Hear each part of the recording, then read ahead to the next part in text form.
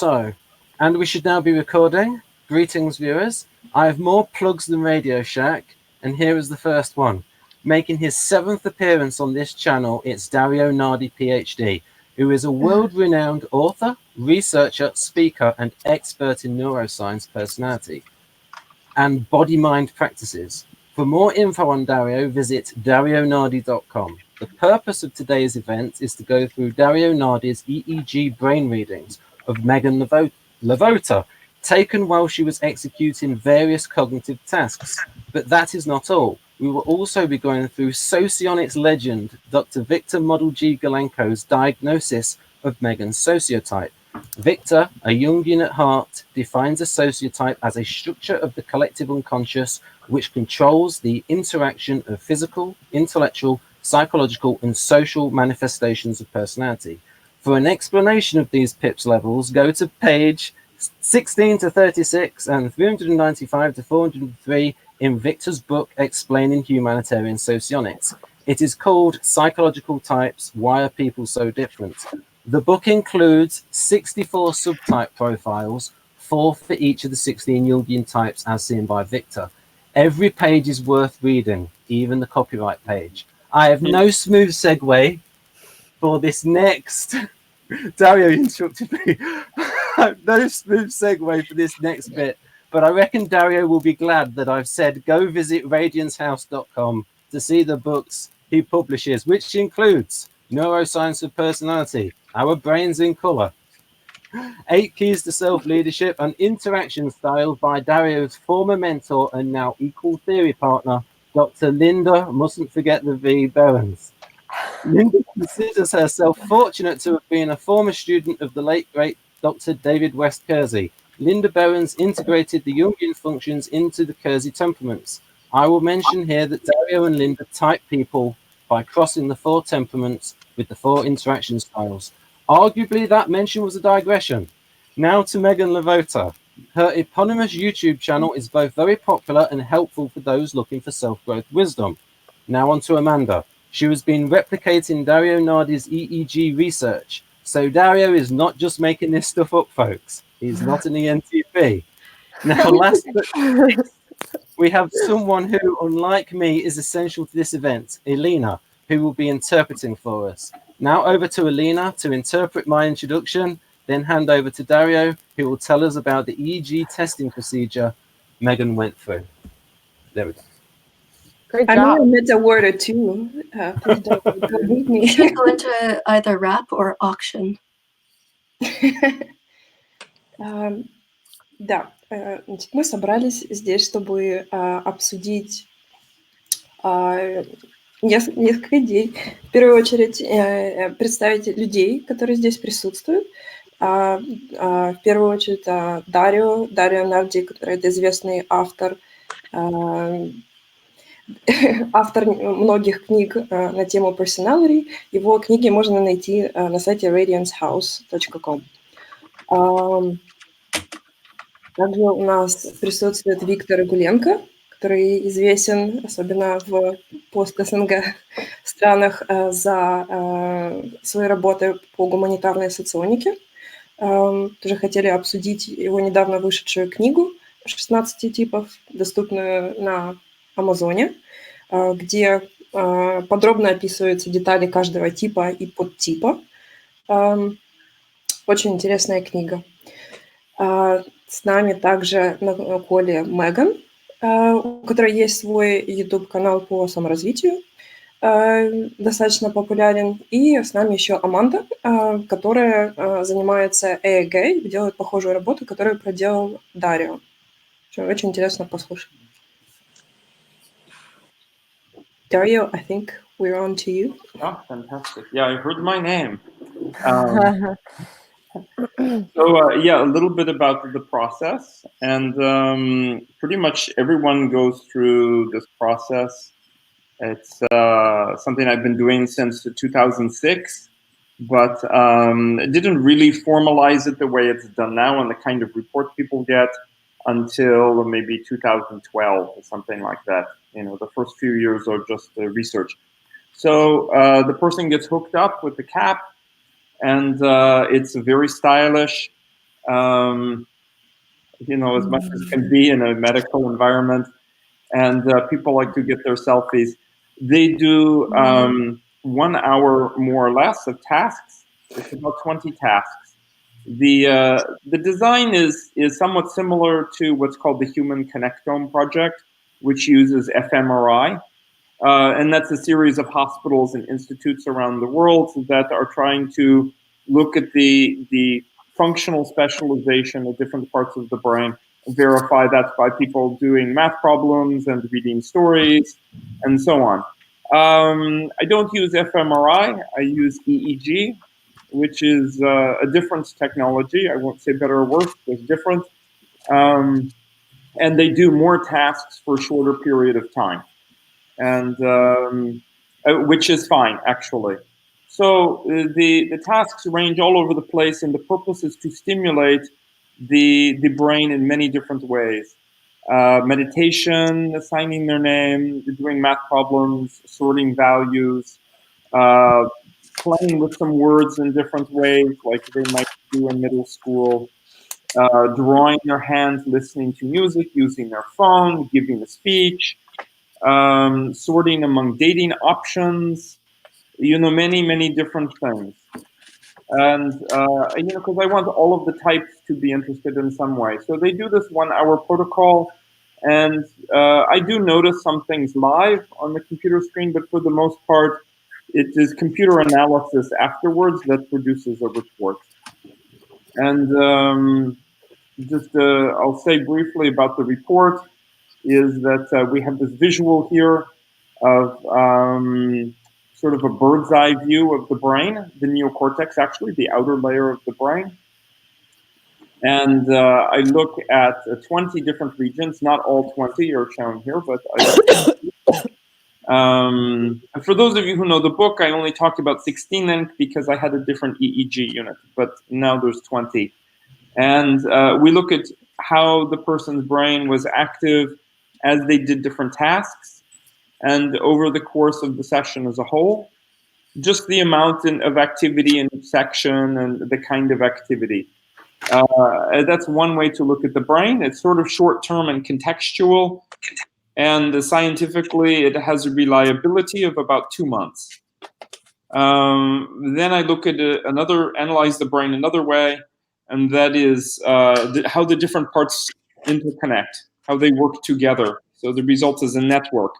So it's like this drawing, except imagine a bunch of network lines drawn on it, as if you're looking at a social network or a neural network.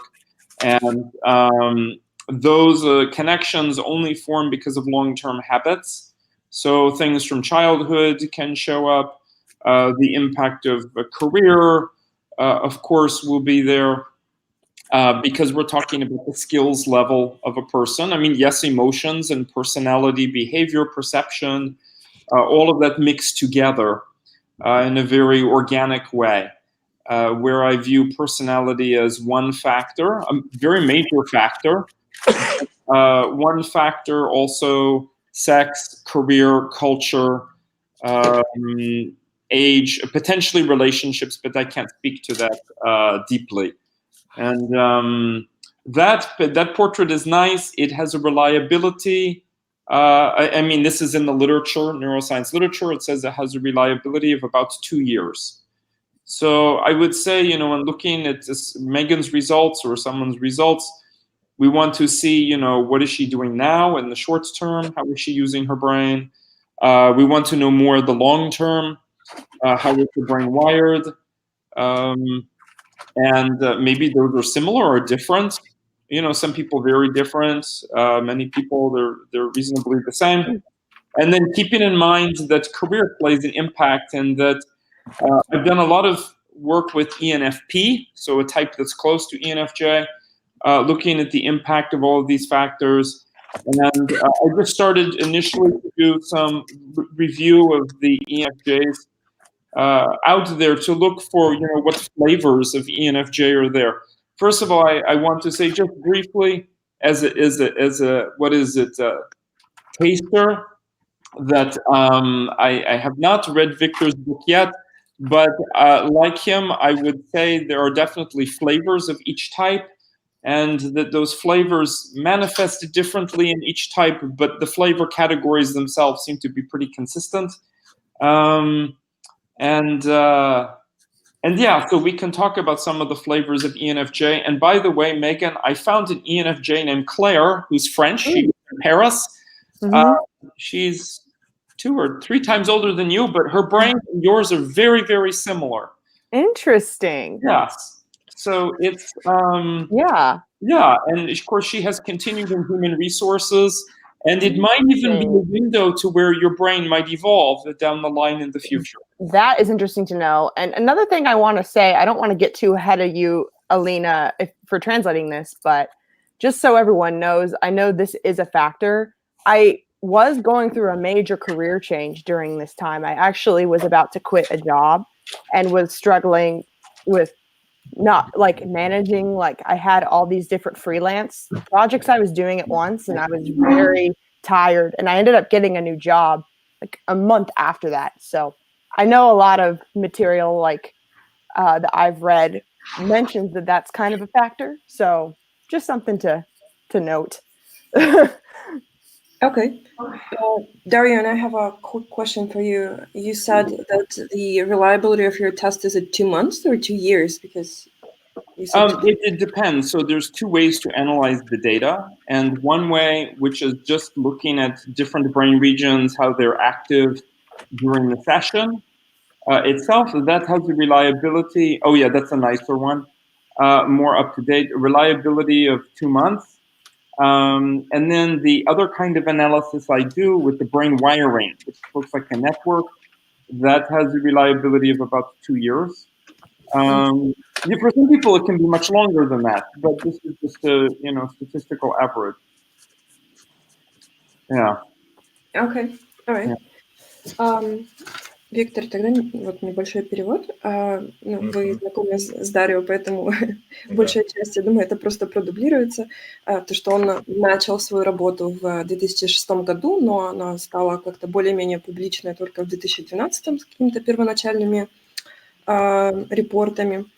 Что он делает? Это проводит ЭЭГ, не МРТ над пациентами и над пациентами, над разными людьми, не пациентами. И что он делает? Он дает различные задачи. Цель – нагрузить мозг со всех возможных сторон, просто посмотреть, какие самые активные районы мозга, какие есть связи между районами мозга, какое взаимодействие. То есть среди этих задач есть там, послушать музыку, написать свое имя другой рукой и очень много похожих разных задач. Этот протокол длится где-то 1 час, и хотя он обращает внимание на то, что происходит в течение, все-таки это больше компьютерный анализ впоследствии. И это анализ неокортекса, где обращается внимание на 20 разных регионов мозга, смотрится, какая у них активность. Он говорит, что вот у этих районов мозга где-то надежность и, как сказать, актуальность этого теста где-то месяца 2. А вот тест на связь между разными районами мозга, она актуальна, наверное, около 2 лет. Интересно. Так. Что он хочет обратить внимание сейчас, это в первую очередь обсудить наш тест Меган, посмотреть, что интересует, то есть что повлияло на это. Это может быть пол, карьера, отношения, хотя Дарья говорит, что он как раз вот в сфере отношений он не может много прокомментировать. И обсудить, что Меган делает сейчас, что повлияло на то, какой у нее мозг есть сейчас, как карьера на это повлияла. Тоже интересно, что он говорит, что есть много разных разновидностей вот этого типа, как у Меган, и ему хотелось бы обсудить, вот, какие вот есть категории этих типов, потому что он видит, что они повторяются, и хотя их очень много разных, но все равно можно их категоризировать. И он говорит, что у него в лаборатории была девушка Клэр, у которой мозг и строение и связи на данный момент очень похожи на то, что у Меган. Что интересно было ее проанализировать. Okay, so now, Виктор, вы бы хотели это сейчас как-то прокомментировать, или мы продолжим дальше? Прокомментировать? Ну, во-первых, Дарио упомянул, что он может различать внутри одного и того же типа много разновидностей. Ну, приблизительно сколько это повторяющихся? Можно сказать, сколько это несколько или несколько десятков, или просто несколько вариантов типа? Dario, can you please comment, like you mentioned that you see the different shades of ENFJ and generally types. So how many would you say, like if we set a certain type, like is it 2, is it 4, is it more? I think we can have a few types or many types depending upon how exact we want to be. I originally started off with 4 types or subtypes, I would say flavors of ENFP, but I found really when I did all of the analysis, I could talk about 2, and that was sufficiently interesting for audiences and gave enough information. Of course, not everybody falls into those 2 because they end up being very broad categories when you just have 2. When I say that there's 4 and the level of 4, then that gives more information and is more, maybe more useful sometimes for people. I would not say, well, first of all, I want to say there are a few individuals, a tiny percent, which are always just really weird. And, I don't know what to do with them. But for the most part, I don't see any need to go beyond 3 to 5. Subtypes, I would say 4, and that's why, I mentioned it along with Victor's work that, there's no need to go beyond 4, in my experience. Then we may as well just talk about the person. Yeah. I do that very similarly. I think you can keep dividing until infinity if you wanted to. Yeah. And someone's typing. Can I ask you? Can I do that? Oh, sorry. Yes. Thank you. Виктор, отвечая на ваш вопрос, Дарио говорит, что зависит от контекста, в котором идет общение. То есть он в целом не видит смысла выделять больше, чем 5, 3-5 подтипов. Он видит достаточно данных, чтобы как-то это характеризовать. Изначально, наверное, он начал, определил 4 для себя, там, где есть какое-то подтверждение данных. Но вот публично, когда он выступал, то он говорит, что ему было достаточно 2 категорий, опять же, для той цели разговора, которая была. И он использовал 2. Вот просто я смотрел тоже по YouTube выступление Дарио, где он об этих 2 подтипах говорит. И, по-моему, он их так называет. Один больше технически, говорит Дарио, другой больше творческий. Правильно я понимаю? Вот такие названия он использует. So Victor is asking that he was watching that video where you were talking about 2 subtypes. Yes. And he remembers that you called it one being technical and second being more creative. Is that correct? Yes. Da. As I say that with a Norwegian accent, yeah. Я должен сказать, что вот эта вот дихотомия, которая вот так у Дарио называется, у нас в моей школе это называется таким образом: инициальный подтип и терминальный подтип. Тот, который более технически упорядоченный, это называется в моей системе терминальный. Вот. А тот, который более гибкий и творческий, это инициальный. So Victor is drawing a parallel between how he's tapping it. So in humanitarian socionics, he's saying that technical, the one you're referring to, is more of a terminal, like it's called a terminal personality in Socionics. And for a creative type, there is a match of initiating, who's more flexible, fluid, and more creative. Yes, I would say for the creative one, there's a much more flexible style. And the technical one, how can I say? It's a more linear. And the person has a way of doing things that's settled. And then there's sort of, that's the mode that they follow. So I would say that, different language, but yeah, I believe we're likely seeing similar things. Дарио говорит, что да, скорее всего, видит параллель, что он говорит, креативные действительно они больше такие гибкие, а технические более прямолинейные и как бы у них в поведении им привычно делать то, что уже устаканилось. Да, так и есть. Соответствует моей системе. Я хочу еще добавить, что вот эти вот различия, которые не входят в юнговские дихотомии, они очень сильно сказываются, например, на выбор профессии человека, а также на совместимость людей при близких отношениях. Они сказываются порой сильнее, чем собственные типные различия. Victor is adding that although the qualities that we're discussing, they're not exactly young dichotomies, it's just something new. However, he sees that when a person is choosing a profession, those qualities seem to matter more than the real type.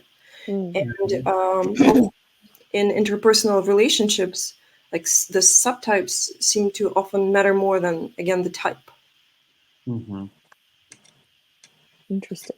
И, может, я еще такое вот добавлю, что это сильно сказывается, то есть можно даже предсказать в основных чертах, какая из школ соционики вам больше понравится, в какой вы впишетесь.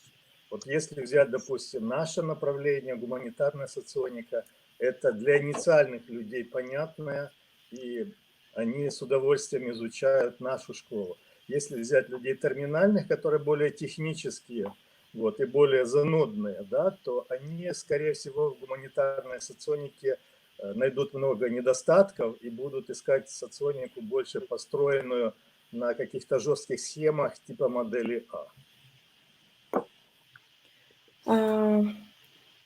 Victor, I forgot which language I'm speaking now. Victor is adding that it's also funny that even the subtype kind of implies or may imply which school of socionics the person may relate to more. So he's saying that for humanitarian socionics that Victor is a representative for, it attracts more initiating types who are flexible, exploring intuitive truth. But terminal types, subtypes, they prefer something more schematic, something more set in stone, and something closer to model A of Socionics. Interesting. И, Виктор, небольшой кусочек, который я забыла перевести, это Меган говорила, что еще поменялось с тех пор, как было ЭГ, это то, что она поменяла работу, и ее мозг должен был адаптироваться, просто чтобы тоже это учитывалось. Я это понимаю, и более того, я хотел бы сказать, что относительно подтипов, я обращаю внимание на то, что у Меган идут сильные изменения. То есть, если сравнить, какой она была, например, в школе, в детстве и в школе, и какая она сейчас, то явно у нее происходит изменение и на уровне варианта типа, то есть подтип. Вполне может быть, что сейчас она находится на переходе к другому подтипу, и подтип может меняться. Похоже, у Меган это происходит. А вы это проанализировали, опять же, по тексту, который она ответом? Я скажу подробнее, когда буду идти по ее ответам. Хорошо. So I was just catching up a little bit on Megan's what you said about your job change after that EEG. So I just translated that bit. And Victor is saying he's going to comment more, but what he sees for sure is that you likely experience a subtype change within your type, simply because, like, compared to what was in childhood and school and now. I could see that. Okay. Now that I confused everybody, who'd like to talk next? That's great. Okay, shall I So- talk a little bit? Yes. Or Yeah, I what? was just going to say, Megan, you got your question here. What are you wanting from the people in here in terms of this question? Oh, that's not a question. I was responding to David's comment. Yeah. Okay. Because you put, I'm curious what they would have to say though about. Yeah, I'm just saying that I was trying to answer what I feel like I relate to more, but also opening that to whatever I've been typed as. Okay. It was a statement. Okay, fair enough. And if you Yeah. want to go into that now, you can, but it's completely up to you. Yeah. So what do you think, Dario, about Megan's subtype, technical or creative? Did you lean heavily towards creative or? Well, you know what I see is, you know, there's these two ways to analyze the data, and the long-term view, the brain wiring, is the more creative type, for sure. She has this creative brainstorm pattern, and yeah, that's it. And if you could go back to that page, the next one, not that one. Yeah, there. So you see in gray, there's this pattern in the background that looks like a sun rays or a starburst. And that is a stylized way to show all the brain regions activating simultaneously. And that's not in black, it's not very strong, but it still appears on the diagram, so it is a strength. So there's this you know, creative brainstorming style that's there. There are also some other elements that suggest what I call like a diagonals, and that's a different flavor, a different type, typical of like a therapist or a facilitator. So in a sense, we see with that creative brainstorm pattern that's common more with, say, INFJ or ENFP, where the intuiting is dominant. And you know, so that indicates like a strong intuiting element that's there. And then the more therapist style is indicating, you know, that's by the ears, and this connecting with this region up here. We see a lot of yellow in the upper left around F7, these neurons that help us with rapport building and imagination and working and learning with others. So we see also some elements that are coming in that's supporting the feeling function. But when I look short term, if you could go to page 9.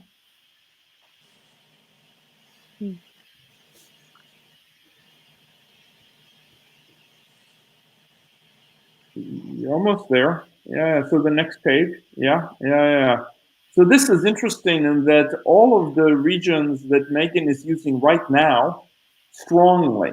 In other words, Megan has these long-term skills, but in the short term, she's using a variety of skills that are all in the left hemisphere and all of this more technical, analytical style of doing things.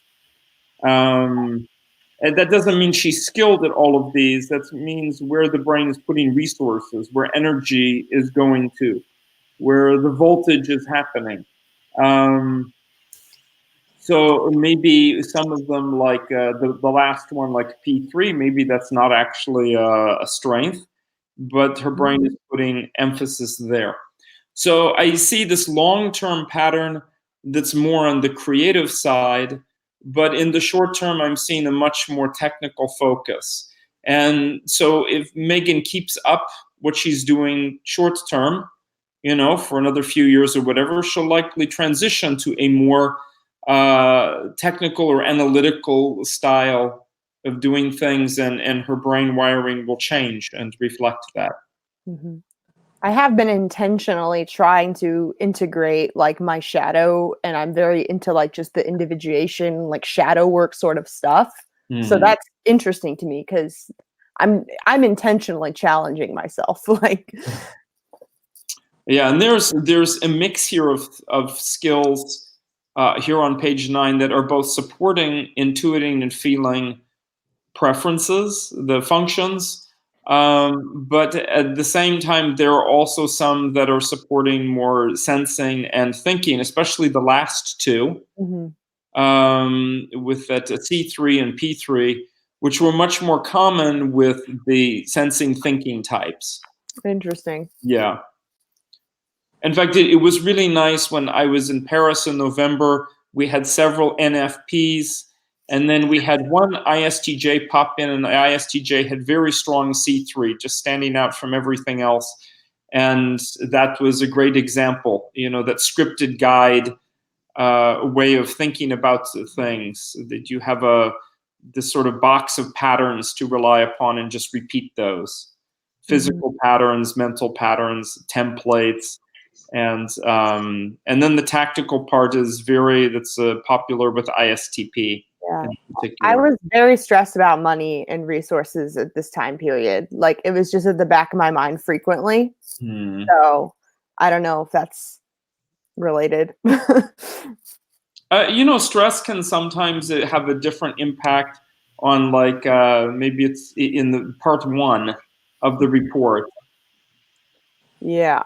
Yeah, like those first few pages in part 1, the stress can show up a bit. Okay. Yeah. Yeah.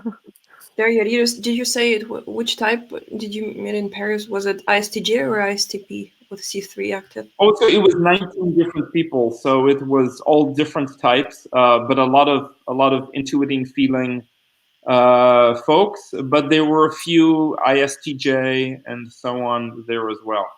So it was, and they were all French, of course. So it was.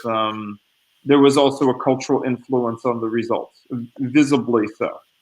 Okay. Yeah. The French are very comfortable with how can I say, like a holistic or sort of diffuse complexity. Mm-hmm.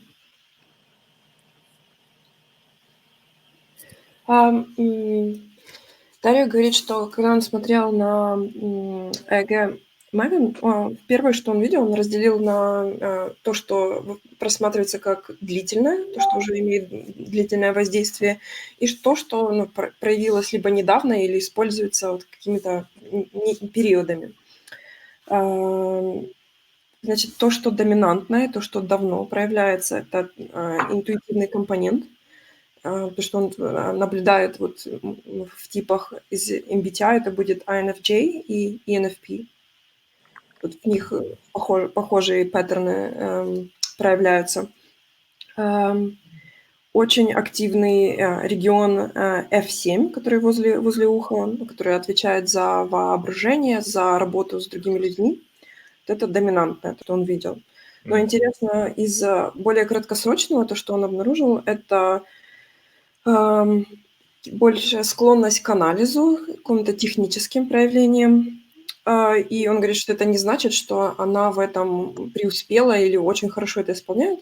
Просто значит, что мозг уделяет много внимания и активирует эти регионы. То есть где-то в последнее время ей пришлось делать какие-то занятия, которые активируют эти регионы. Например, вот район мозга P3, он проявился, но это не значит, что она эксперт, и это как раз более такая часть мозга ответственна за тактичную аналитическую часть, за анализ, в общем. И Меган на это сказала, что она в последнее время много пыталась уделить времени от мышлению, как-то активировать его. И был для нее какой-то в этот период ЭГ, стрессовый период, когда ей приходилось много думать и о растратах, о экономии и так далее.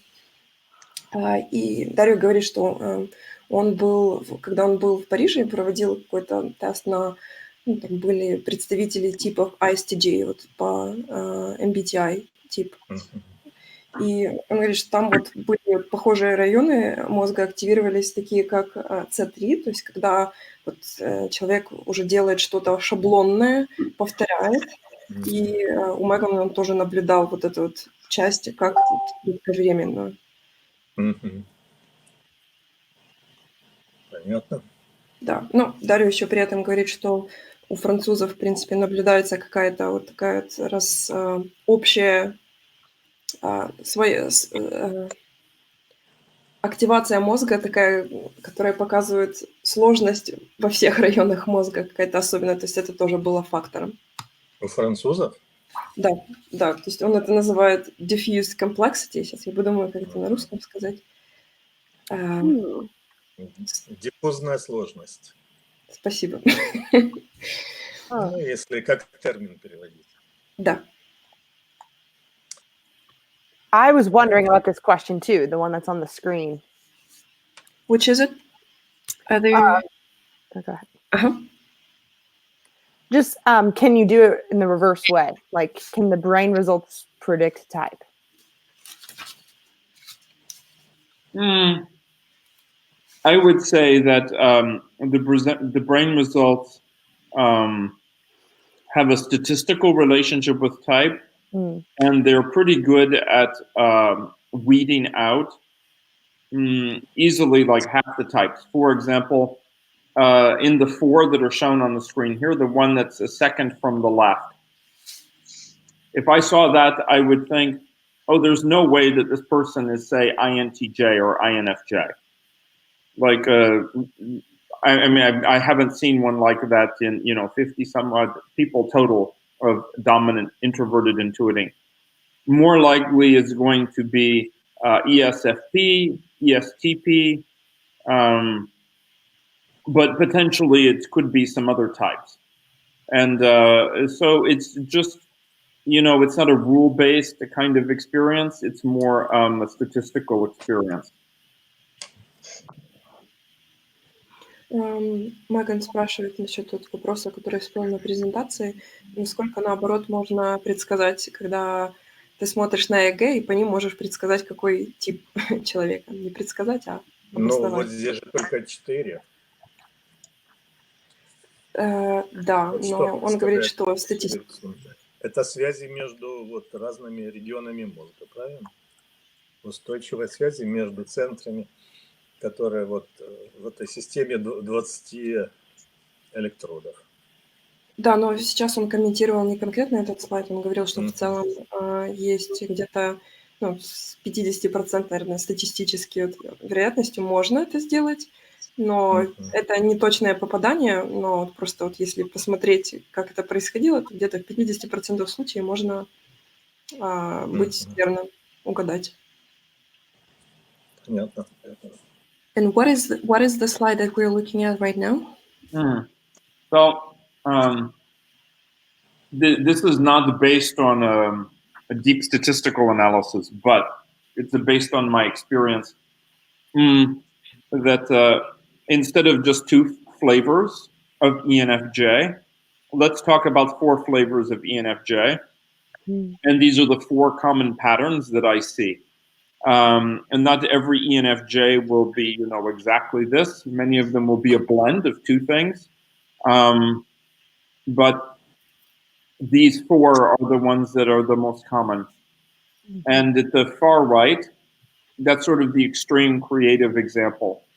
The one that's more like INFJ or ENFP, more creative, more flexible, it has that brainstorm pattern.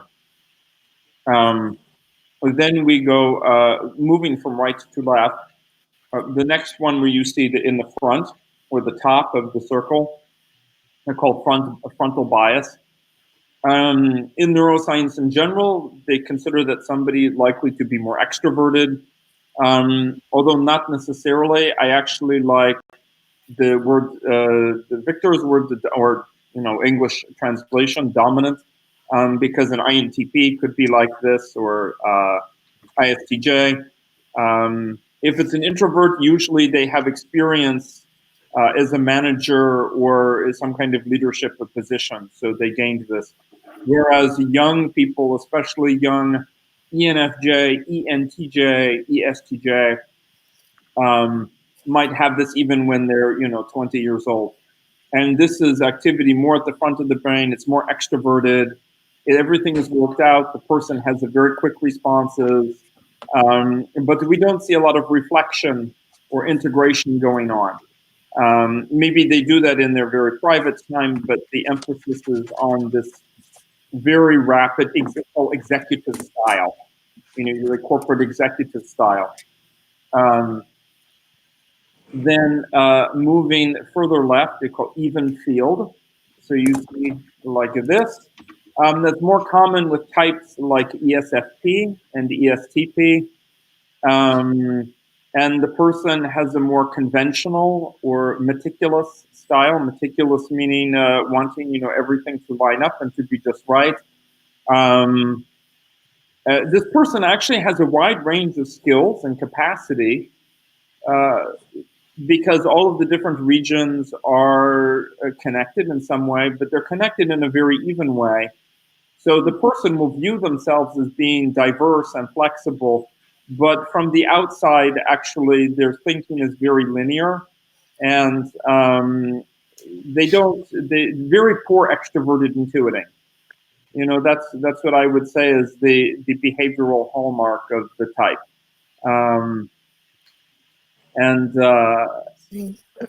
So the person has to be sort of led through explanations and so on, not to somebody who's very quick on the uptake. Then we have the last one on the left is the diagonals, because they triangles. Megan has a triangle, but it faces not like this way or this way. It's more like this way, but it's a triangle. And there's a different emphasis on where it's pointing. It's a little bit different, but the skills ultimately seem to be the practical skills seem to be the same. It's just different ways of getting to the same end result. Mm-hmm. So one could be focusing on facial expressions and social feedback and combining that with attention to voice tone. Mm. Another one is paying attention to voice tone and then using your imagination to visualize what's going on with the person. Mm. And then usually there's a third piece, which is analytical in nature or about communicating or both. So there are different ways to do it in the brain, but essentially the person is developing what I call like the therapist or diplomat skills. And I would say that's, you show that pattern. You show the patterns that are on the far left and the far right. You sort of show both of those. Mm-hmm. But there are other ENFJs, like my mom shows an even field, and she's a biochemist. I doubt her brain looked that way when she was your age. Yeah. Interesting. Yeah. And then there are other ENFJs who are quite extroverted in more like a leadership position, and they can have that very front bias that's there. That kind of can explain in general. I feel like I relate to like INFJs more than ESFJs, just like in the wild meeting people. Like I always feel like just too introverted or not introverted, like too NI, like for like ESFJs, even though I very much resonate with being an extrovert. So. Yeah, and I think that's important to remember that the way I view the brain is like our toolbox or orchestra, and that we develop the tools or use the instruments that support our type. And their type is not just a neuroscience thing. Type is actually a deep psychological complex, as Victor describes. Mm-hmm. And I would say it's important, though, to understand that these patterns do seem to be strongly influenced by profession, by age, and by sex. Mm-hmm. With sex being something that's apparent in the youngest group, like 15 to 25 years, and then career becoming the most important factor for another 30 or so years. And then ultimately, other elements, age also comes into play. in the long run, like after 55. So those are but these, if I think about the level of 4, then these are the 4. And I would say that, creative is the far right. Then moving leftward, we have dominant. Then there's what is it called, normalizing. And then the last one, I don't really know what to call that. I would say that person has good listening and facilitation skills, as opposed to being pushy. Harmonizing. Front bias to pusher. So the one on the far left is not a pusher. I correlated that to harmonizing in Victor's system. Yeah. That's actually the 4th type. So it lines up really nicely, even insofar as function accentuation, I think. Yeah. Okay. Yeah. A little pause. Do your magic. Дарья говорит, что сейчас, наверное, ему интересно вместо 2 выделить вот 4 типа ENFJ, типа, которые у Меган. И вот здесь то, что он на этом слайде показывает, как раз очень сочетается с тем, что как вы разделяете на подтипы, на 4. Справа налево, Да. справа будет как доминантный, потом... Нет, вот который крайний справа, это креативный, который brainstorm, да? Это креативный. Да, прошу прощения. Значит, первый brainstorm это креативный, front bias это доминантный. Front bias это доминантный. Even field это нормирующий, получается. Да. И последний, да, он вот как очень похож на гармонирующего. А как перевести вот 4-е название? 4-е, диагонали это он просто обозначил знак. Имел в виду чисто геометрическое обозначение, да? Да. Но он говорит, это описывает человека, который хорошо слушает и фасилитирует, то есть больше терапевт. Это оно и есть. И, по-моему, он еще сказал, что он дипломатичный, этот человек. Да, сейчас я чуть подробнее расскажу. Значит, про первого, про brainstorm. Он говорит, что это как раз более креативные типы ENFJ, которые больше похожи на вот соседние INFJ и ENFP. Там есть вот разнообразные креативные процессы происходят. Для front bias он говорит, что он такое часто наблюдает у молодых ENFJ, то есть какое-то вот такое доминантное проявление. То есть энергичность, да, которая еще много энергии молодости, вот, и много прямолинейности, и желание самоутвердиться, видимо, это имеется в виду, да? Да, он говорит, что вот эти вот похожие проявляются качества у INTP и ISTJ почему-то. И это определенная тяга к лидерству, к управлению и вот какой-то вот свой стиль начальника вот проявлять. Вот это вот он замечает. Про следующий тип, про even field, он говорит, что здесь характерная в мозге активность, она такая равномерная. И сами такие люди считают себя очень такими разнообразными и гибкими, но со стороны они абсолютно такими не являются, их не видят. Да. Они больше прямолинейные и такое линейное у них, не прямолинейное, а у них линейное мышление. И они плохо воспринимают информацию. То есть если у креативного, то есть он там додумал то, что вот ему сказали, здесь этого человека нужно за руку вести, вот что имелось в виду, обосновывать. И любопытно, он говорит, что у его мамы, которая этого типа, вот у нее похожая активность, но при этом она биохимик, что вот как-то неоднозначно. А у Меган он видит последнюю активность, вот эти диагонали, то есть гармонизирующего типа, подтипа. То есть где она хорошо слушает, фасилитирует, наверное, вот, связано больше с ее деятельностью вот, канала, как она общается с людьми. По-моему, в начале когда речь шла о подтипе Меган, то Дарио сказал, что вот это креативный больше, брейнсторм, который Да, говорил. посмотреть на связи, да? Я уточню. Dario, Вот. Да, уточните, пожалуйста. Victor is asking, so initially he found a bit of contradiction that initially you described Megan as the first type of personality, so being creative, brainstorming, but you also are saying that she resembles the diagonal type, which is a harmonizing. So which one is it? Well, you know, my approach is for each person, they have this brain wiring map.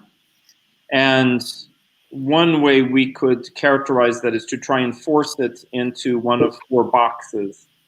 The other way is to ask, how could we use what we have to sort of reconstitute the person's brain map to give an accurate view of them.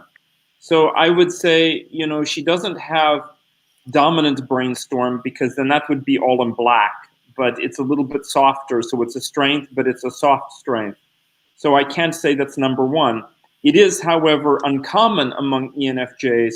So the fact that it's a soft strength, it definitely puts her more in the creative category. She also has one diagonal, so not multiple diagonals, just one, but it's quite strong.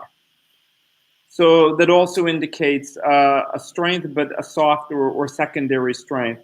So I would put her between those two. In terms of the frequency of how often they appear, maybe I have to err on the side of creative, because I don't see very many creative ENFJs, at least not in my lab, with secondary diagonal.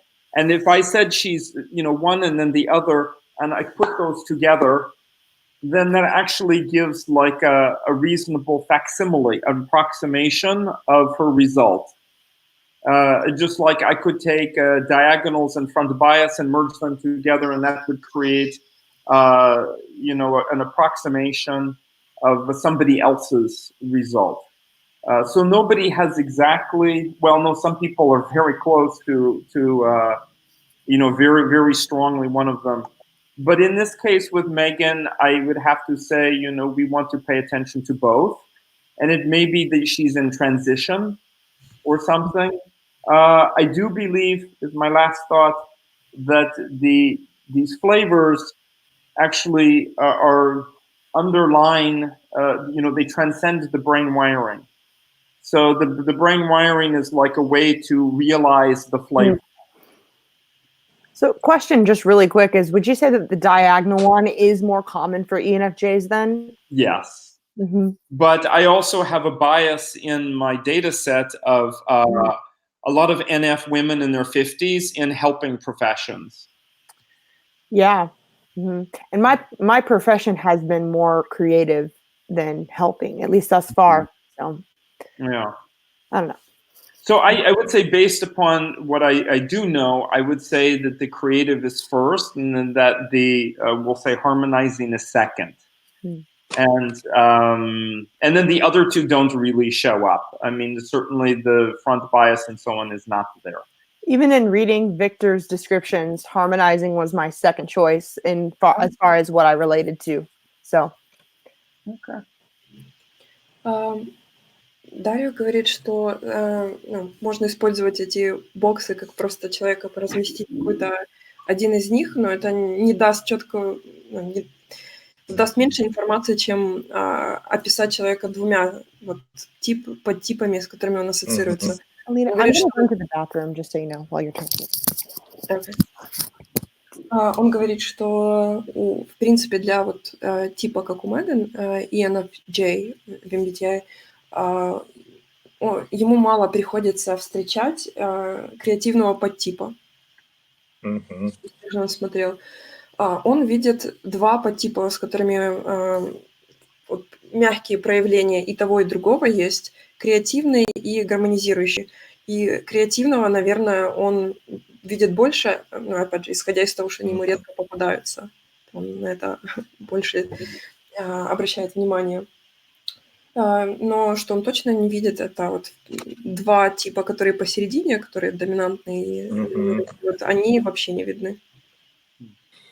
Дело в том, что вот креативные и гармонизирующие – это те, которые могут, это те, которые дуальны друг другу, и те, которые могут нормально существовать, вот, и периодически для баланса психики креативный человек должен попадать в гармонизирующее состояние и наоборот. Это нормально для баланса психики.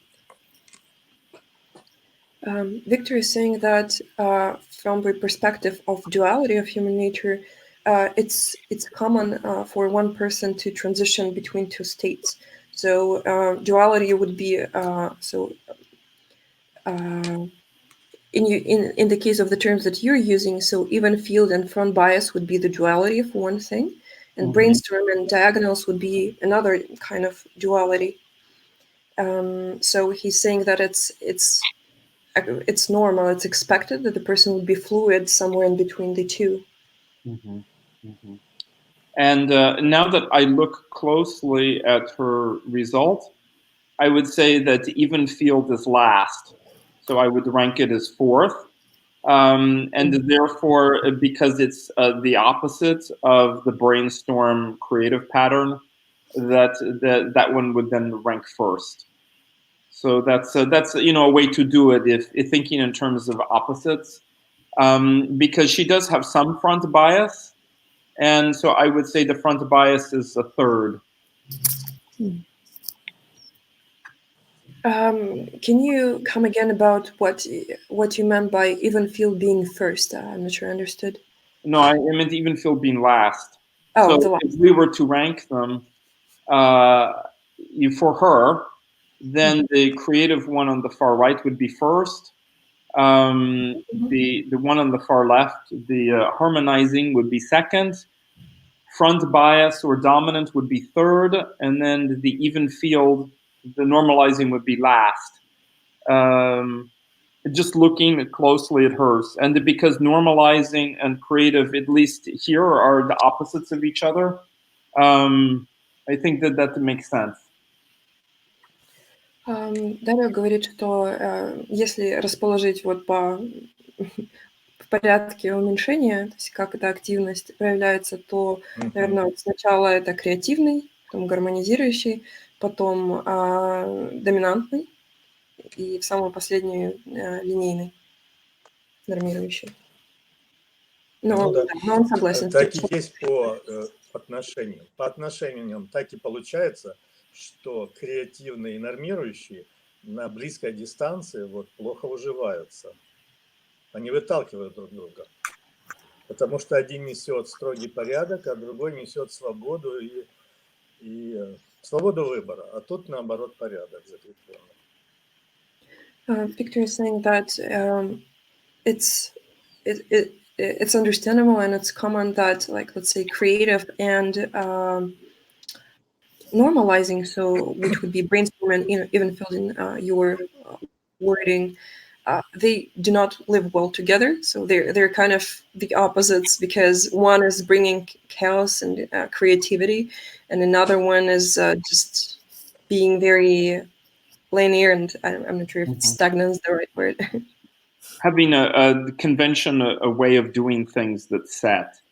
And I remember when I showed the results to my mom, ENFJ, but she is the normalizing ENFJ first, and then it's clearly for her the creative one is last. It did show up for a brief moment during meditation, and that was it. And what was interesting is when we were going over the kinds of results and other people that we knew in common, she thought that the brainstorming one was an example of brain dysfunction. Oh. And I said, no, actually, I have that pattern too. It's not dysfunctional. It's just different. Is that your top one, Dario? Yeah, that's my top one. Yeah. Mm-hmm. Dysfunction being the top one. Yeah.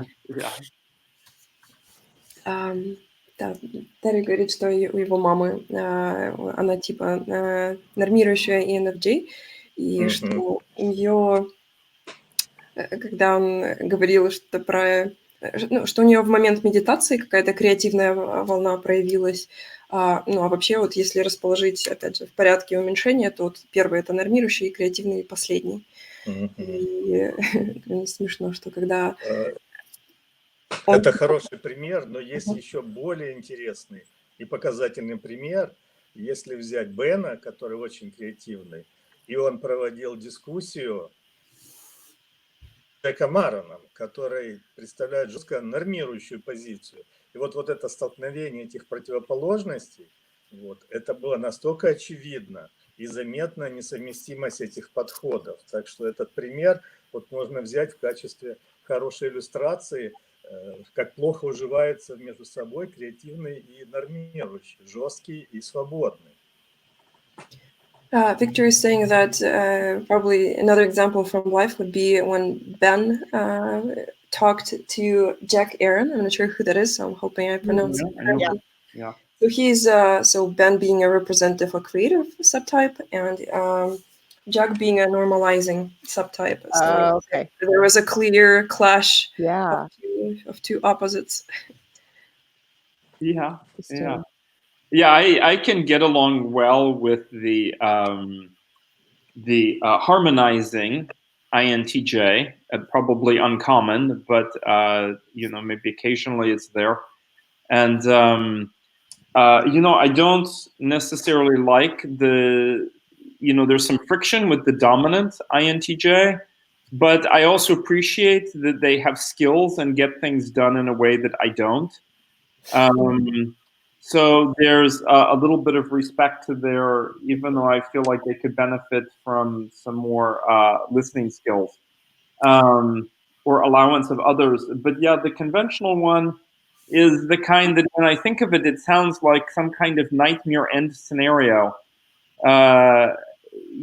The trapped in a dead-end technical job or something like that.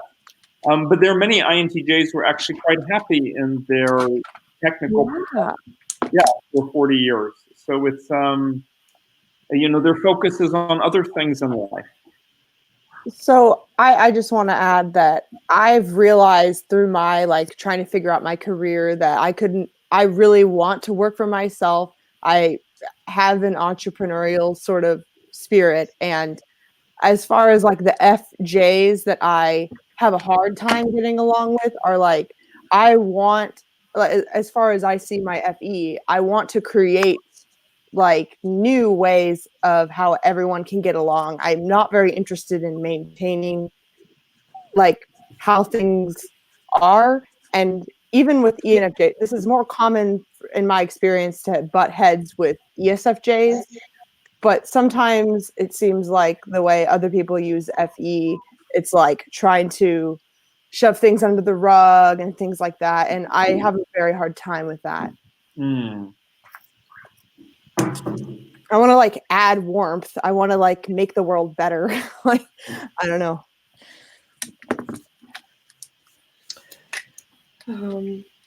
Да, Дарио говорит, что лично ему проще, если взглянуть на других INTJs, ему проще с гармонизирующим общаться однозначно, но и сложнее общаться с нормирующим доминантом, но в то же время он ценит то, что они могут как-то завершать вещи, что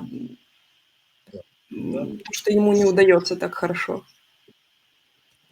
Я должен признать, что если взять на социальном уровне, когда нужно что-то пробить, отстоять, организовать, терминальные подтипы сильнее, чем наши подтипы. Здесь в основном мы все собрались инициальные подтипы.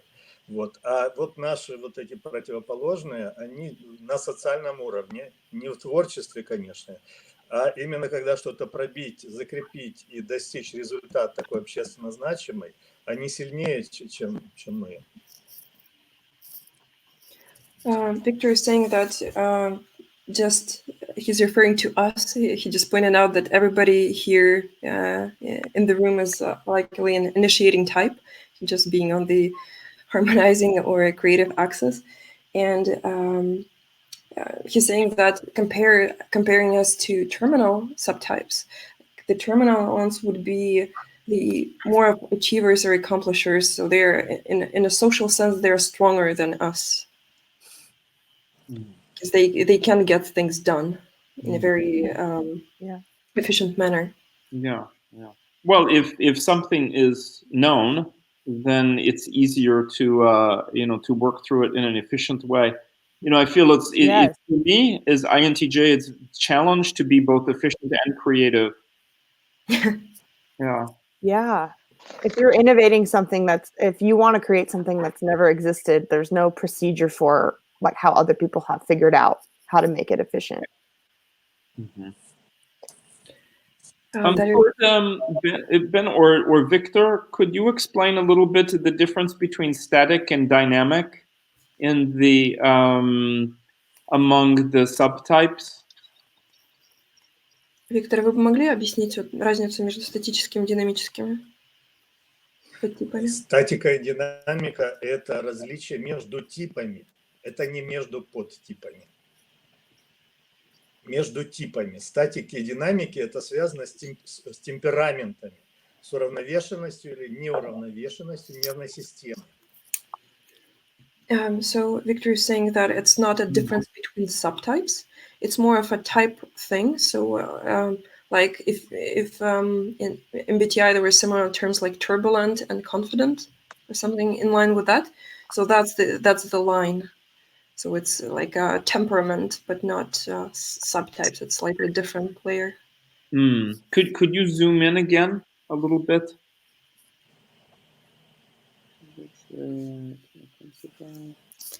Got it. Okay. And then можно рассматривать статические и динамические функции. Yeah. Victor is saying that it's possible to differentiate functions being static or dynamic.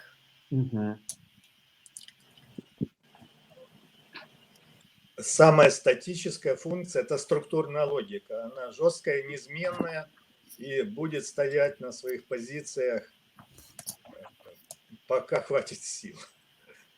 So the most структурная логика – самая статичная и негибкая функция.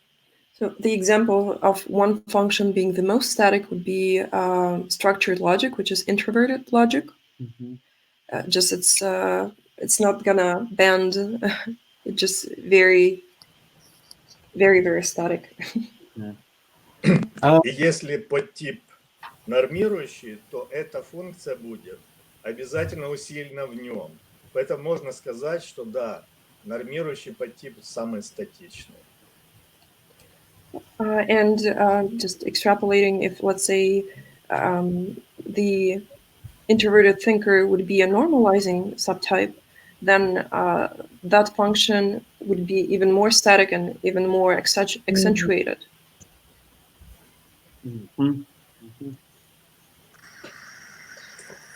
Я хотел бы предложить уже перейти к тому, что я хотел бы сказать о типе, о темпераменте и об установке на вид деятельности Меган. К чему я пришел по ее ответам и по наблюдению за ее поведением во время интервью. So now Victor would like to talk about Megan, specifically what conclusions he drew about the temperament and about like activities to follow, to do, like what suits you best. I think that sort of stuff. Great. Виктор, мы готовы слушать и внимать. Ну что, можно начинать?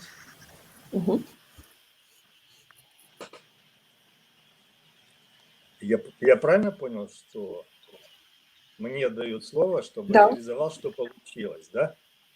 Да, я перевела, что вы хотите рассказать. Хорошо. Можем начинать.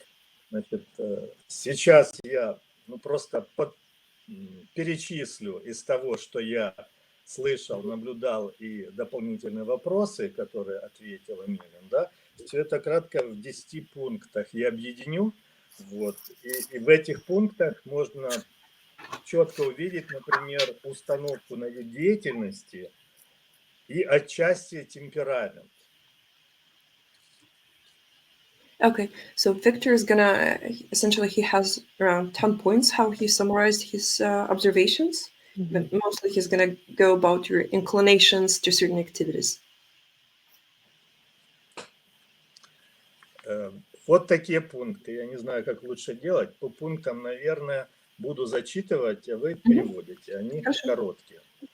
Значит, первое, что можно пронаблюдать и сказать из интервью с Меган, что она очень экспрессивна и порывиста. Это темперамент. Экспрессивная и порывистая.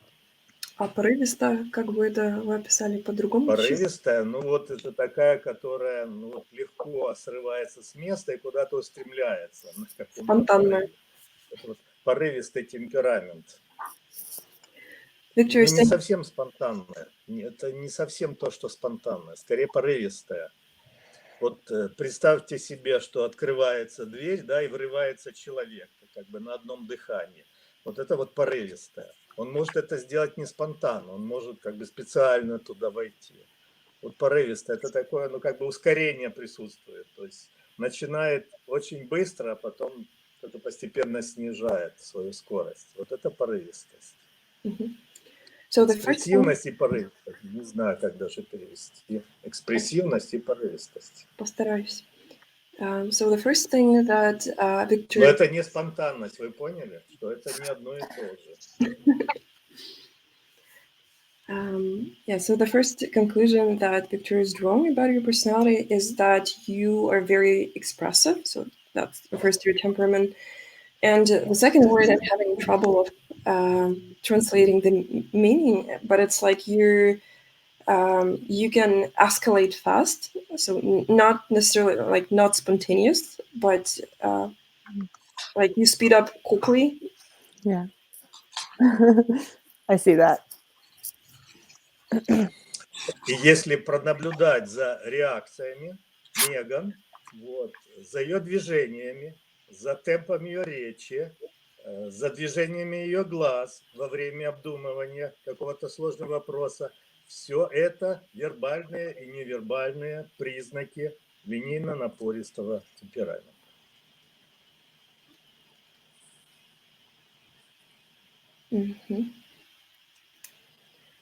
Виктор, а как вы называете, вот, есть, наверное, конкретное слово, как это темперамент на английском вам переводили? Чтобы нужно посмотреть, Бен показывает свои слайды, значит, эти названия темперамента уже как бы устоялись, как он переводит. Ben, can you please help Может me? быть, он покажет название темперамента.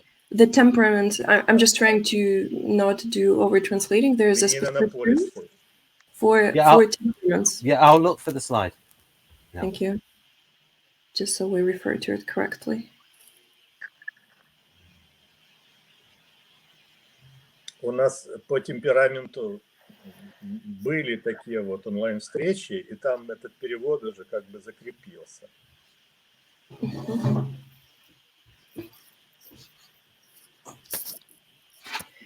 I have your book. Let me have a look.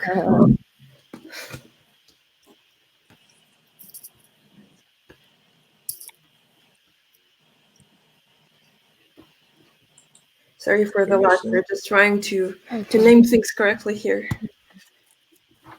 While that's happening, I could switch you in, Carol, to talk about the subtypes that you've noticed in your experience that help fill some time. Who are you referring to? I'm sorry, Ben, to talk about what? I think Carol, he's curious about if you've noticed any differences between the different flavors of ENFJs in your experience. Oh, yes, I was just, thank you. And thank you for doing it. I was just fascinated. I've never heard this particular part of Dario's presentation before about the 4 different flavors here. And that gives a lot of explanation to me. I have Вот experienced темперамент. harmonizing and dominant and perhaps normalizing ENFJ behavior. Dario, I think just in my personal sample, I've not seen the one that acts creative too much like me as ENFP patterns, but I have experienced the other 3. In fact, right in my life, the other 3 are very present now. So thank you for that. That really helps explain to me why I'm experiencing such differences, very clearly experiencing such differences. So thanks. Well, and thank you, Victor, because I think this Victor's work has given me a really great framework or capacity to help me analyze my data. Дарья говорит, что он вам, Виктор, благодарен за рамки, фрейм, в котором он смог анализировать свои данные. То есть ему это явно помогло, и он за это благодарен. Я рад. Это хороший результат, если мы с разных сторон подходим к одним и тем же выводам. Victor is saying that it's really nice to hear, and that it's great that we can kind of come to the same conclusion, just coming from different perspectives. Megan, and just reiterating what Victor said about your second point was that just based on your temperament, how you react, how your eye movement when you think, he concludes that you belong to this first type, which is linear, assertive temperament. I didn't want to name it wrong because it's set in stone. Interesting, yeah. Теперь второе замечание, или вернее, то, что явно присутствует у Меган, и это наблюдается, и она утверждает об этом, что она очень артистичный человек, причем артистизм ей присущ с детства. Another thing that Victor is saying about you is that what he definitely sees is you being artistic, and that's something being your dominant quality, like straight from childhood, something deep in you. В частности, она вот говорит, что не выносит скучное преподавание. Ей не нравится запоминать простой набор фактов. Ей нужно это понимать. Понимать, как... Ну вот она так сказала, что ей это не нравится, да? перевод. Ей надо это понимать, а не зазубривать. Может, вот это она имела. Я поняла. Another conclusion that Victor draws about you is, again, something you said, that you don't like boring tutoring. So you really need to understand stuff and not, memorize it, or you need to dig into it.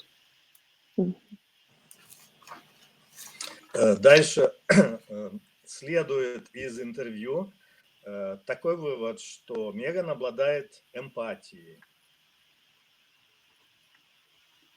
So another reference to the interviews, that he definitely sees empathy in you.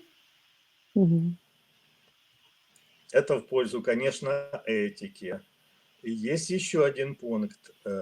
Это из дополнительных вопросов. Вот. Вопрос был о том, читает ли она выражение лица другого человека. Может ли она различить, когда человек говорит неправду. Оказывается, у Меган есть это качество, она умеет различать по эмоциям человека, по выражению его лица, лжет он или нет, например.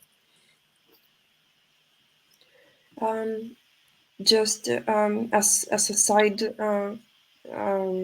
a side thing, he says you really understand whether how to detect lie. You can see how the person just by their facial expression whether they tell a lie or not, which is another point to the ethics side of things.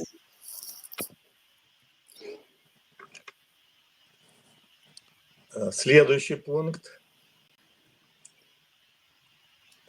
Есть такая склонность, это говорят и люди, которые хорошо знают Меган, что она склонна преувеличивать и драматизирует события.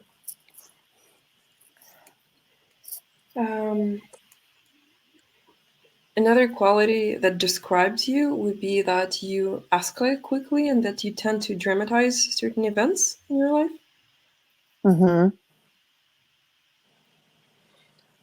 Следующий пункт, который присутствует в интервью, по словам Меган, она считает, что она неаккуратная в быту. И другой пункт, который он себе выписал. And then I forgot again that which language I'm trying to speak. And another point that Peter's trying to say is again, one quality that describes you from your writing is that you don't find yourself tidy, like in your surrounding. Mm-hmm. Есть еще такое в дополнительных вопросах. У Меган присутствует тревожность по отношению к внешним моральным обязательствам или оценкам, которые могут дать другие люди ее поведению, ее поступкам. Тревожность по отношению к моральным обязательствам, к обещаниям. He's also saying that you're anxious around other people's judgments and moral obligations towards other people. Mm-hmm. Ну, еще я хотел бы такой пункт подчеркнуть, значит, хотя это больше не факт поведения, а больше ее оценка, но тем не менее, значит, она утверждает, что ее внутреннее стремление – это быть аутентичной, быть самим собой, вот, и у нее большой запрос на свободу. And another point that he drew from your descriptions is that you really value being your true self and maintaining your freedom. Mm-hmm. Very true. Так, значит, вот это я просто кратко подытожил в списке самые важные пункты. Значит, по темпераменту я сказал, здесь получается линейно-напористый темперамент, подтвержденный невербальными сигналами. Вот. И очень хорошо по увлечениям, по поведению, по отношению к людям видна установка на вид деятельности. Это гуманитарно-художественная группа типов. Oh my gosh, I hate being watched while working. I've never read that before. Sorry.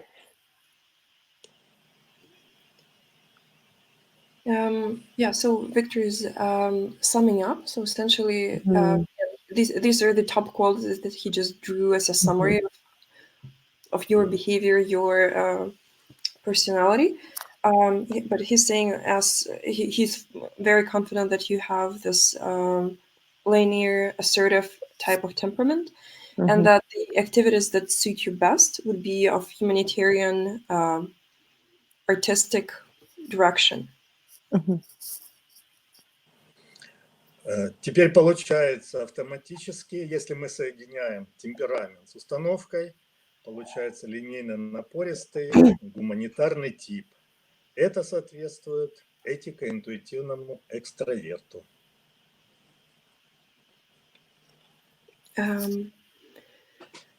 So just to concluding two points, and you having this type of temperament when you're assertive, and having a humanitarian direction of development, he concludes that you have the E.I.E type.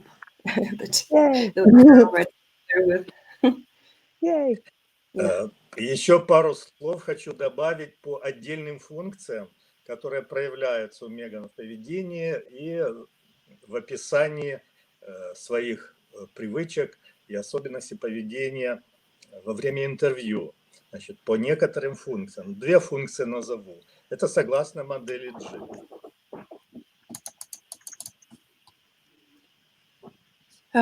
Yeah, Victor wants to just draw attention to two functions to model G that he finds strong. Получается, что у Меган хорошо видна ее творческая интуиция возможностей и способностей. Это интуиция экстравертная. Это вторая функция проявляется по модели G, естественно. У Меган получается так: если она чего-то хочет, если она к чему-то эмоционально стремится, то есть включаются эмоции, то сразу же за этим подключается интуиция возможностей, то есть начинают у нее проявляться таланты и способности. So the first function being extroverted intuition. So he's saying that if you really want something and your emotions get involved, then the function that gets turned on would be NE, extroverted intuition. So you really start to generate ideas how to accomplish it.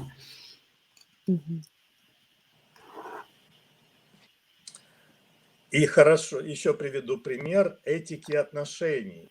Это тоже, это контрольная функция у типа этика интуитивный экстраверт. Это контрольная функция, то есть следит постоянно за отношениями между людьми и как люди относятся к ней.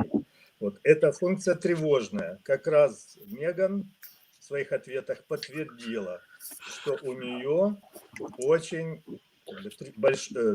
тревожные переживания именно по этическим обязательствам, по отношениям между людьми. Вот. Она, значит, не терпит грубости, она не терпит предательства и других нарушений по этой функции, по этике отношений. Эта функция у нее получается контрольная, то есть следящая за всем, что происходит по этой функции вокруг нее. And the second function being relationship ethics in Socionics. That's R or E.I.E. Это восьмая функция в модели G, это восьмая функция. In model G of Socionics, it's going to be the 8th function. And he says that reflects the part of you where you worry about and your ethical obligations to other people, just worry about your relationships. So that would be the function that sums it up.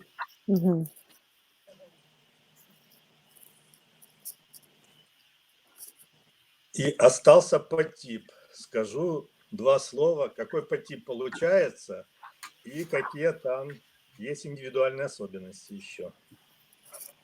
So now Victor is going to talk about your subtype, how he summed up two subtypes he sees in you, and just peculiarities around this. Получается, что подтип, безусловно, креативный. Здесь уже было много об этом сказано, повторяться не буду.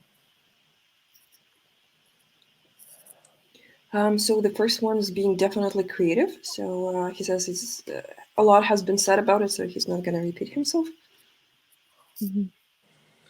Но хочу сказать, что вот если посмотреть на данные E.I.E, вот видны какие-то смещения и попытки подстроиться или измениться под новые условия. Вот. И эта тенденция может закрепиться, если Меган будет следовать этой тенденции, вот, или если от нее будут, например, родные, близкие или характер работы этого требовать. Она может изменить свой подтип, у нее есть первые шаги в сторону отхода от креативности. Victor is saying that just based on the EEG, again, he sees that you there's a tendency for you to change yourself, or maybe an attempt to change yourself. And he says that indeed can become your reality, if, let's say, if you want to develop in that area, or if let's say, your family demands it from you.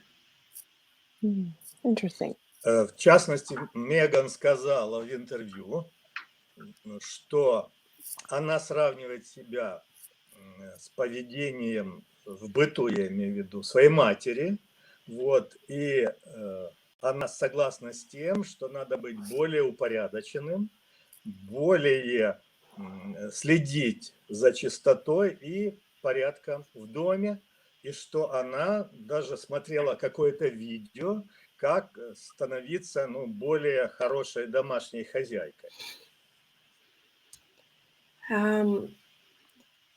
The example of that being, he said that in your answers you mentioned that you're trying to follow maybe your mother's example about just being tidy around the house, or you watch some video about how be a better housewife of sorts. Maybe.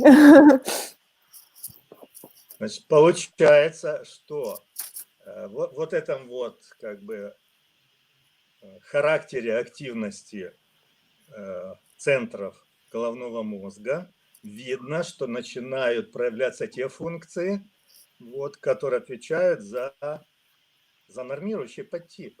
Например, вот центр, о котором Дарио говорил, F3, там, где дедуктивный аналитик. Это же явно линейная логика. То есть получается, что если Меган решит, и так сложатся обстоятельства, вот она будет меняться в сторону нормирующего подтипа.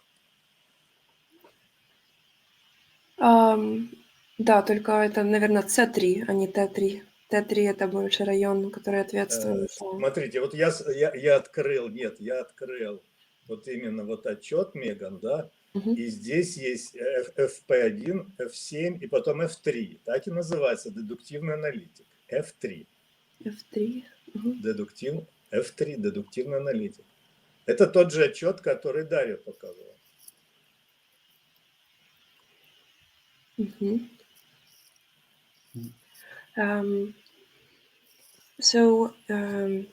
Victor is saying that based on your EEG and summing up, and Dario also mentioned that there's some activity shift toward, he's saying F3 region, but I'm not sure if that's true, where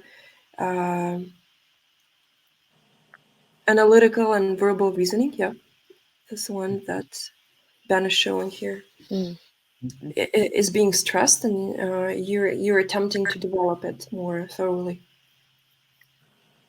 Yeah.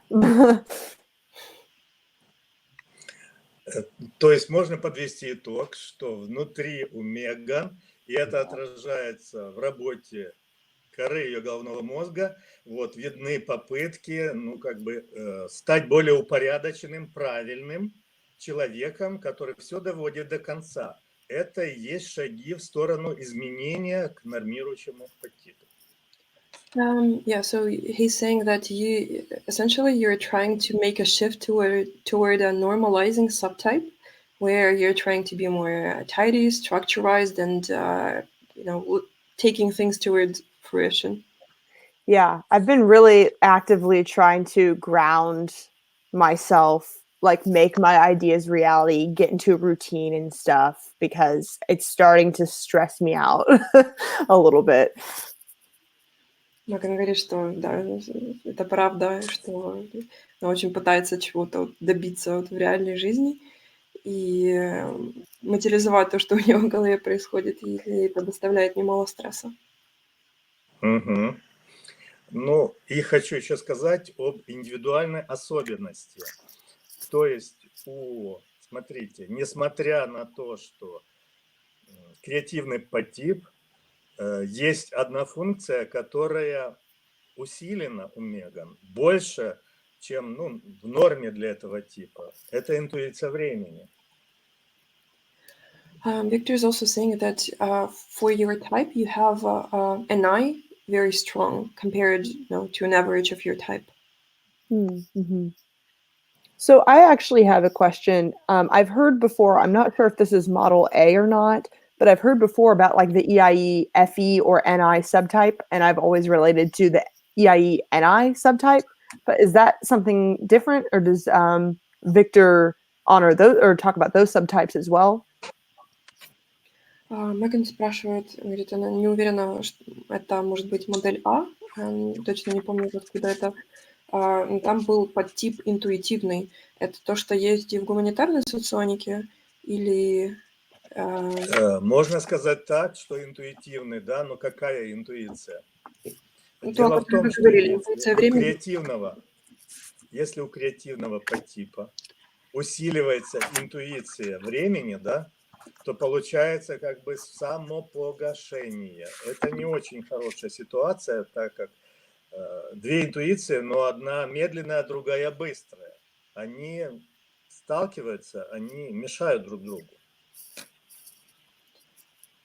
Victor is saying that actually when you have an E and an I going on, they're kind of both self-extinguishing, because one is very fast and another is very slow. So it's not exactly a healthy combination of the two.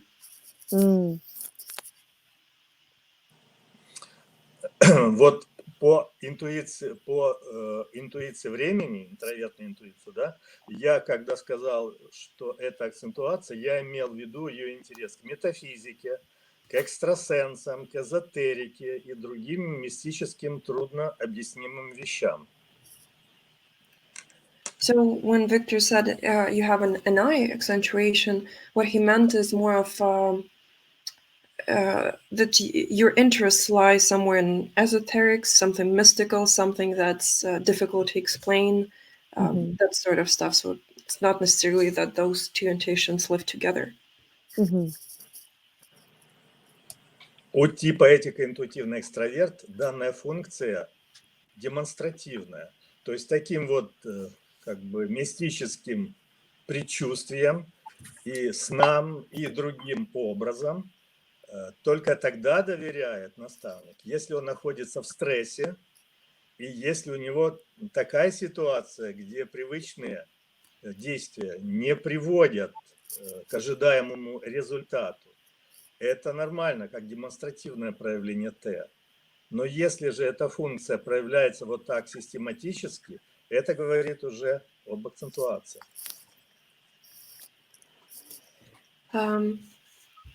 Yeah, so typically an I would manifest in you like as a demonstrative, like in Socionics, you can see here on the slide, as a whim towards something mystical, and to using it when, let's say, your typical scheme of things doesn't help you resolve issues. Like, let's say, if you can't find a solution to a certain problem, that you would go to this demonstrative function. But he also, when you use it more frequently, he sees this as an accentuation. Oh, okay. Yeah, and I would personally explain that as because I think that going to NI has saved me in the past, I'm trying to be proactive about it. So. Меган говорит, что раньше соглашается с тем, что вы говорите, что в какое-то время, когда она знает, что ей уже это помогало, как бы обращение к этой функции, и она пытается быть проактивной в этом отношении, как-то развивать ее больше. Как инструмент выхода из трудных экстремальных ситуаций, это нормально для данного типа.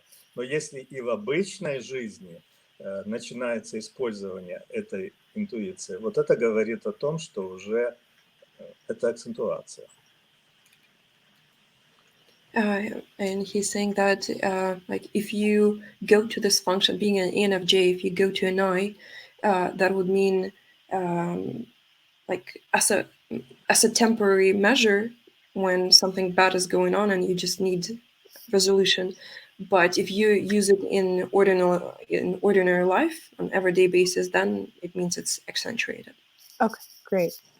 Also, I just want to add to everyone that I have to head out in about 10 minutes. And so I just want to make sure that everyone gets to say whatever they were planning on talking about. Меган говорит спасибо и говорит, что у нее еще по времени минут 10 еще остается. Ей где-то нужно быть еще. Все успели сказать все, что они... Да, я понял. Главное, я уже сказал. По-моему, там Бен уже хочет менять тему. Пожалуйста, можно сказать, что я свою часть закончил. Victor is saying that basically he concluded, and if Ben feels like switching the topic, which he assumes you were doing, then Well, we can. I also would just like to say to both Dario and Victor, thank you so much for your time. I mean, analyzing me. You know, I really appreciate it, and I'm interested. If I don't know if Ben had any other ideas, but it'd be interesting to sort of compare like the approaches of like a more like MBTI socionics, but it's very interesting to me to see the overlap. So thank you for your time. Sure, you're welcome. Yeah. Виктор, вам спасибо. Да, я понял, да. Ну, пожалуйста, могу сказать. Если понравилось, я очень...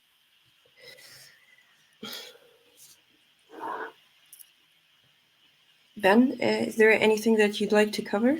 Oh, we don't have Ben anymore. Oh, I think that he made a comment when Victor finishes his section. He'd like to ask Dario about complementary roles in the right. Oh, there he is. Yes, so I was going to ask you, Megan, what do you, because I noticed this in Kersey, because I just superimposed the Kersey role variants, and I noticed, hang on a minute, this is a bit freaky how complementary these roles seem to be.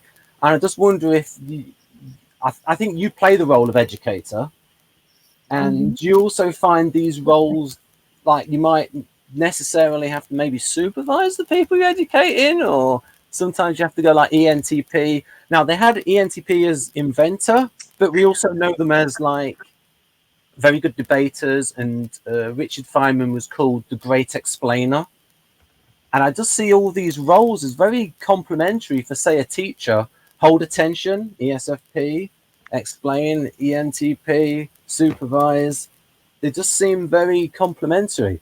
So where is the term educator? Where is that from? That's in personology. Kersey changed the name from teacher to educator. Oh, for the ENFJ? Yeah, as a predisposed role. Yeah, that makes sense. I just thought it was an interesting coincidence, because Victor C wanted to arrange Model G in a social benefit ring, and Alsha, the founder of Socionics, wrote about this social benefit ring group. So maybe this group of 4 would go well together. So Dario, what do you think about this social benefit ring idea thing? I know you've sent along this to me before, and I briefly look at it. And I remember at the time I didn't have, I felt, I didn't have an immediate reaction that I felt was worth sharing or reliable. So I don't know if I have any anything interesting to say yet. Okay. I like the idea of predisposed roles, which is a little bit, more flexible than, a trait-based approach, of course, to something. Yeah. And I understand, like, different people working in a team together, how can they cover each other? My initial reaction is there's a certain level of maturity that needs to happen with that. And then there is within that this interesting issue that, or phenomenon, that some types are, how can I say, more predisposed to be aware of their role and to stick to it than others. Yeah. And this is something I found challenging to work with INTPs, for example, especially young ones, when I've had them as interns or something, because they often lack an awareness of the boundary of their roles. Whereas, say, like, actually, an ISTJ might even be too timid in sticking to their particular role, the boundaries of their role. Like, by boundaries, I mean, I don't mean switching to a different role. I mean, to how far can they extend their role within the working relationship. So INTP is designing what is the scope of their or allowance for their designing. So a mature INTP would be one thing, where the scope is sort of understood and people can work well together. But for a younger one, it might be a challenge. because then they sort of want to design and question everything, for example, even things that are outside the scope of their, like the team tasks. Yeah. So, Dario, so this is from David Kersey's final book, and so he had a theory here of like, so that's his final name for ESFJ, logistical collaborator, temperament, so logistical safekeeping and interaction style, and so naturally predisposed to supplying.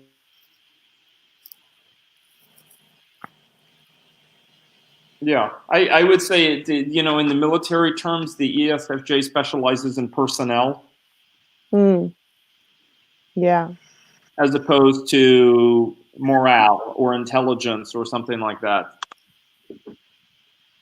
Yeah. Yeah, I haven't given a lot of thought to this aspect of Kersey's work, to be honest. Interesting. Is Ben talking and I just can't hear it? Ben? No. Oh, I saw his hand. Oh, or maybe he was talking and then he was. Yeah, he might have left to try to fix things. Yeah. Well, And we are too. Yeah. Yeah. I'll just add that. So, for example, functionally, ESFP and INTP are opposites, but they're both adaptive and they're both informing in their interaction style. So they're not going to grate in that way. But if we look at ESTP and INFP, so E.I.E, they are opposite in interaction style. You've got behind the scenes and then in charge, and then one of them's adaptive and one of them's cooperative. So I think there's more for them to conflict than more for ESTP and INFP to conflict over than for INTP and ESFP. Also, they tend to use extroverted sensing in a different way. It's about freedom for ESFP and a little bit more towards bullying for ESTP. So, if they're unhealthy, put that caveat in there. So I just think it's interesting that when they're opposite in Kersey as well, they seem to conflict more. That's just a little observation of mine. Just how most allow you to interact better, even if your functions are not like similar whatsoever. You can like almost empathize with the role that they're taking. Yeah, and I'll just say that if you look at Kersey's predisposed role for ESTP, it's the promoter. And when that's unhealthy, that becomes con man or con artist like Donald Trump. And that's very much the opposite. That would be the hardest thing for INFP to do, is con somebody, because it's opposite of their authenticity. Oh, but you know, so I am aware of an INFP that I shall not name in any way. It's not an immediate friend or something, but I know well enough. You know, there's a world of in-laws who, you know, fooled quite a number of people for a long time, including me, that he was not a gang member and a drug dealer and some other actually even worse things that sent him to prison. Wow. So and yet in the years afterwards, has continued to prove INFP preferences and still actually promotes, you know, other people he cares about and promotes like education and enjoys discussion and all of those sort of stereotypical fun INFP qualities. But you know, what is the suggestion that for dominant introverted feeling types, they have the greatest capacity for evil as well as the greatest capacity for good? So what just happened there is Dario's TE just crushed my TI. Thank you. But in general, it probably works as a theory. Yeah, it works as a theory, and I would say, you know, there's always that like. You know, I was playing a little bit also of it's true, the thinking thing, but what I find INTPs often do to me is they search for the marginal case as a way to disprove the point. But big TE is like, no, there's marginal cases all the time. That doesn't disprove the main point. Yeah. Yeah, statistical. Yeah. Yeah, it's statistical. Yeah. That's Rather cool. Kind of NI. Statistical analysis. I thought it's kind of NI too, to sort of be like, well, everyone can act in any way, or like just bringing that sort of out. I don't know. That's where you choose the mode instead of the mean. Yeah. Yeah. So here's an interesting thing I noticed was ESFJ and ENTJ got completely different valued functions, but in terms of their predisposed roles, providing resources and coordinating resources. And Victor had in his ESFJ profile that the ESFJ can be a good sort of smaller scale planner of, say, social events. So you can see a sort of shift there in their behavior in terms of not complementarity of the roles that they tend towards rather than the actual functions. So it's interesting. And So- maybe something we could talk about in future in an event about the social benefit rings. Yeah. I want to make a comment real quick, and then I probably need to head out. Yeah. But as far as the role teacher, it's interesting because in high school and everything, I was ever since I was 8. Actually, I've been singing, and in high school, I was kind of in the track to do vocal performance and go into music. But I really did not want to be a music teacher. Like that's actually what switched my careers because I to be a teacher. Yet I do take on the role of educating, and I enjoy that. I do enjoy mentoring, but at least in that case, it's like I loved music because I enjoyed making music, and I felt that I would be too impatient to actually be a good music teacher. So it's always interesting because I hear teacher connected to ENFJ, and I really do think that that could make sense. But for me personally, to have to relay the same information that I've already learned seems kind of boring. But it's just like with INFJ resemblers, they become an informal counselor. You're sort of informal teacher though, Megan, to your audience. Yeah. I like to relay information and help people learn, and you know, I'm here for people if they need me, and like I love that sort of stuff. So I do see the role for sure. But it's interesting. And you can see with the STJ that they do go into the mentor role after they've told you you're doing it wrong. They show you how to do it. Oh my god, yeah. Yep. My ESTJ uncle taught me how to drive, and he really wanted to do it. Like my ENFJ dad was going to teach me, and was like, no, you have. Dad's a bad driver. Like, just listen to me. Do you feel thankful for that intercession? Yeah. In fact, it's one of the ways that I'm able to honestly connect with ESTJs the most. I don't know many, but as far as my uncle, he's also my godfather, and so he likes to he's like helps me with my car, like clean my car without asking, like things like that is how he shows that he cares about me. So I appreciate that. But, yeah, and this thing with the complementary roles, it sort of breaks down with the introverts, and it's because there's those big differences with sensory introverts. And I made a note of looking at Victor's DCNH subtypes of the sensory introverts. It allows Socionics to see those types in Berens and Kersey and MBTI that don't really cross over. So, for example, I'm going to do an event on February 8th with Jamie and Natalie. Both of them have got ISFJ preference. Ben, we can't hear you anymore. I'm sorry, guys. I have a meeting in 5 minutes, so Oh, I really dear. have to go. Yeah, I really appreciate lunch it. before my next meeting. Yeah. It was great to connect with you again, Amanda, and you as well, Victor, and I mean Megan, and then Amanda. Nice to meet you. My brain is running ahead. And I just wanted to say, Amanda, I also just took the link and put it as a tab in my browser for the article. I'm sure you'll get to it sometime or not. It will remain open for a month, tormenting me. I do the same thing, Dario. Yes. I have this like, I need to look at this, and it's like this massive thing. Yeah. I've adopted a bookmarking system to house all my tabs because it was just driving me crazy. And then thank you so much for the translation. Really appreciate it, Alina. And then Victor, great to very remotely on the other side of the planet connect with you again. Хорошо. Yeah. Hope to talk to you again, Dario. Oh, she's gone. Okay, Yeah. and Ben, thank you as well. I also need to go. Okay. Cheerio. Right, okay.